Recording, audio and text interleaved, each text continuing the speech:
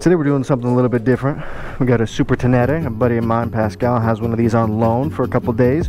He's been gracious enough to let me take it out. So we're going to jump on this thing and let it rip. See how she feels on the road. And I've got to run and get some groceries. So this is going to be the perfect bike to get that done.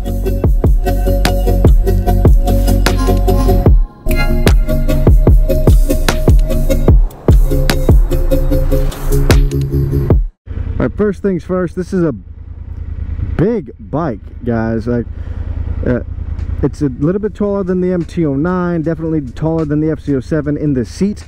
I'm able to kind of tiptoe and get both feet, the tips of my toes on the ground. There we go. Or flat foot, 1 foot.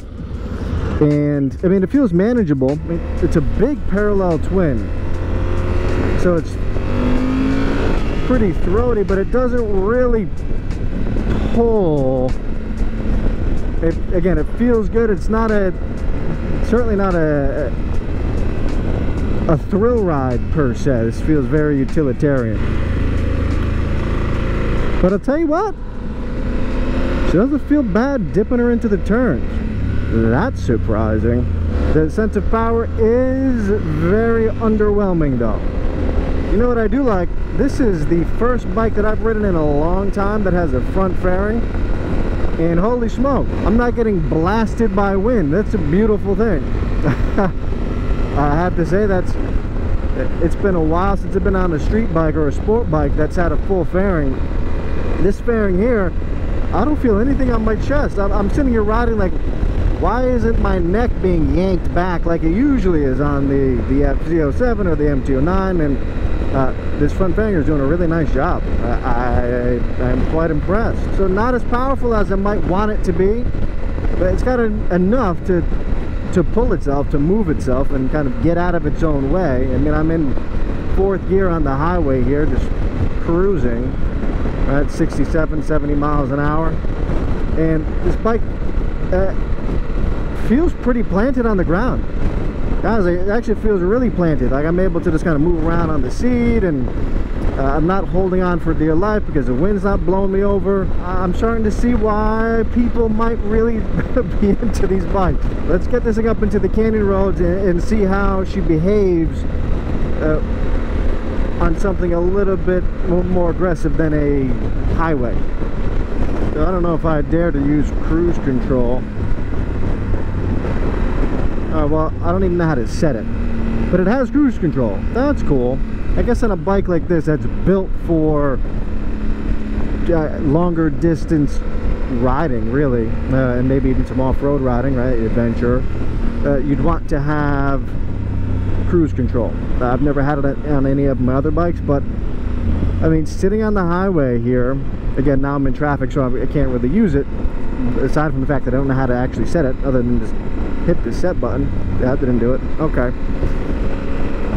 I could see that being a huge selling point, a nice asset, because this bike really is comfortable on the highway, pretty easy to ride.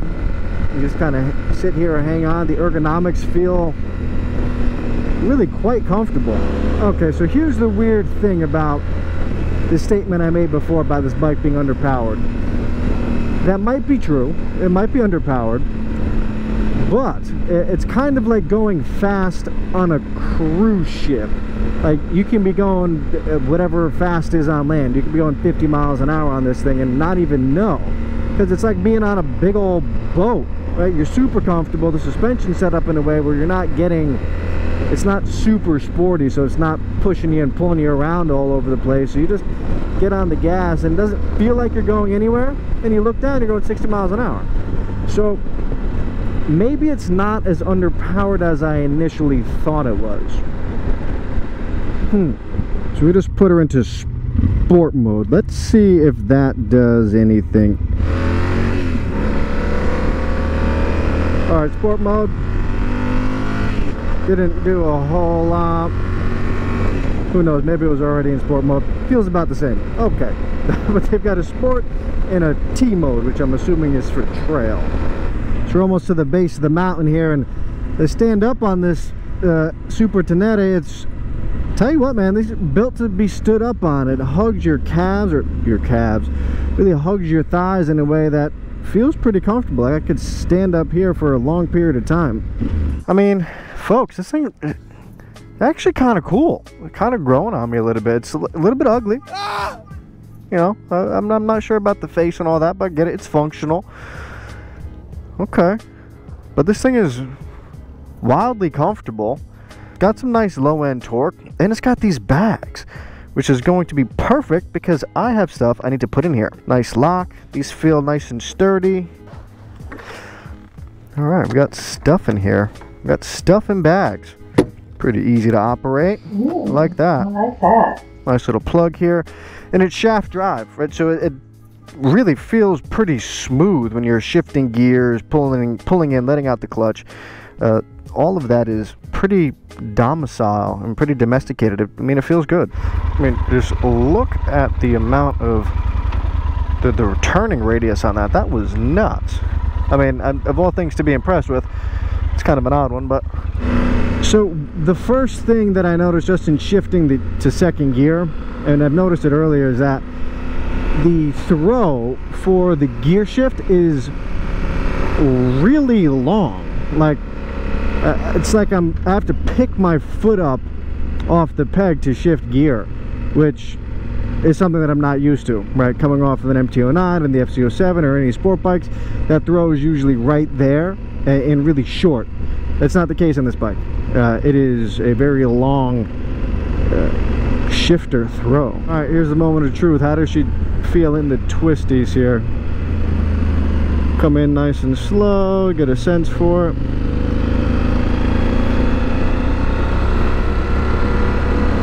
I mean, guys, this thing feels pretty steady in these turns.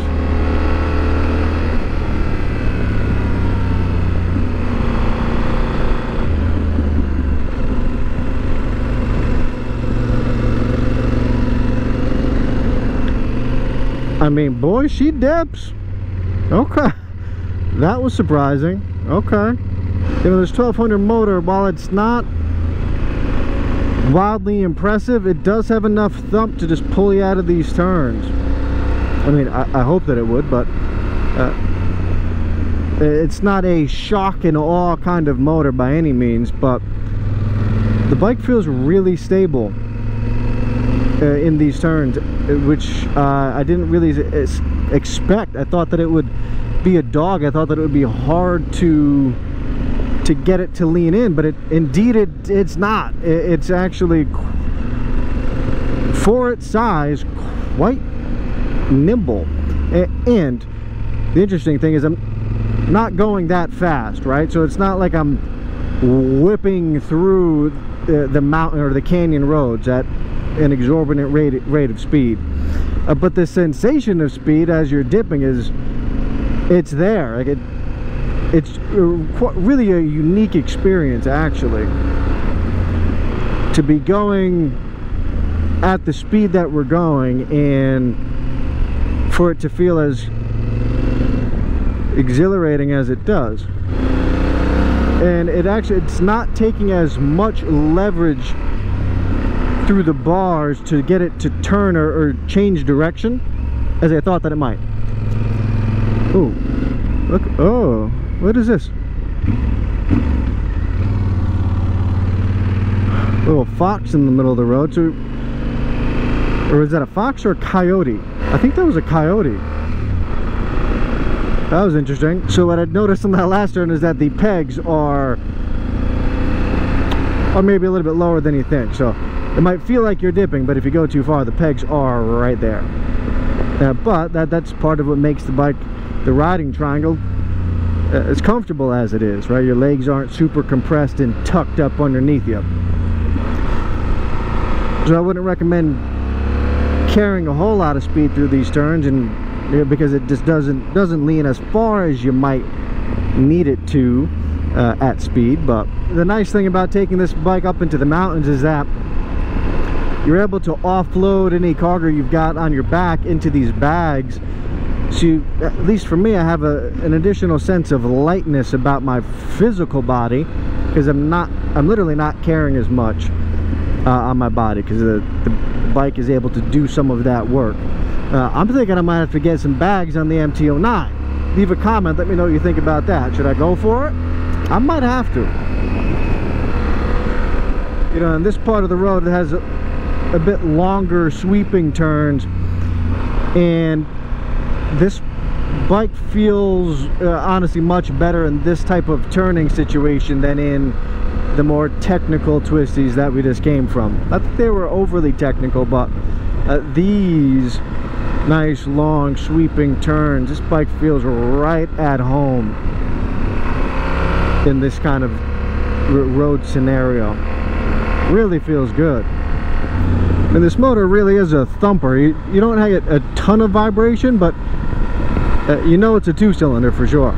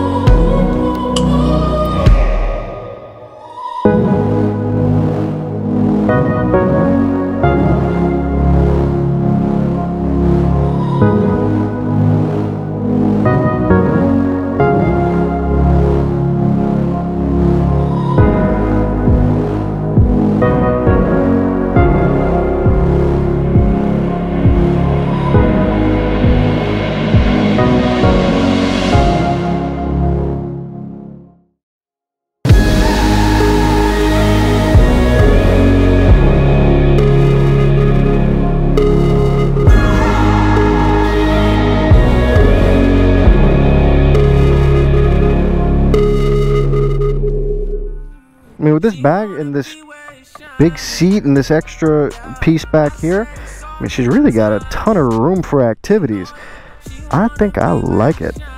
If I go to throw your leg over, you got to get over these big old bags. Oh my goodness. Okay, so listen, I've got to be honest. This bike is a bit more interesting than I initially gave it credit for. It's not the prettiest thing. Okay, yeah, I think I can get over that.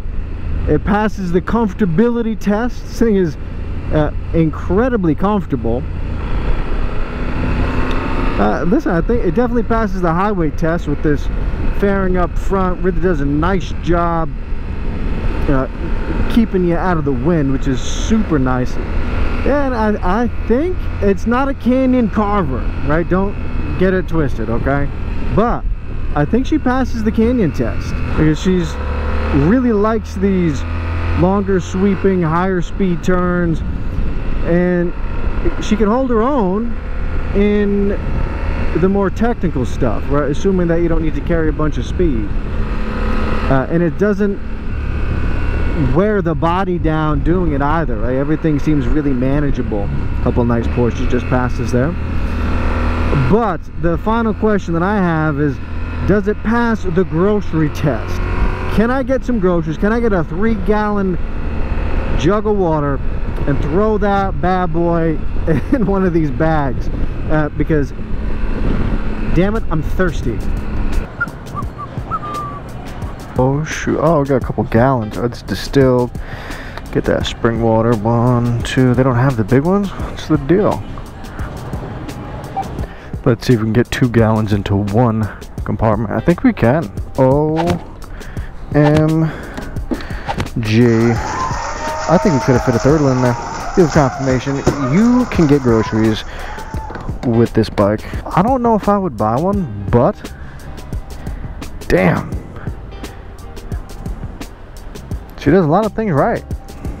Let's see if we can squeeze through. Can we squeeze? Oh, we can squeeze. Alright, so I don't know if I would necessarily buy this bike for myself. It's not necessarily my style of bike, but if I was in the market for an adventure bike, this bike feels pretty good. Again, not quite sure about the power compared to the competitors in this segment in the market. All right, I have to do some more homework. I have to ride some more bikes, but all in all, guys, I like this bike. Let me know what you think.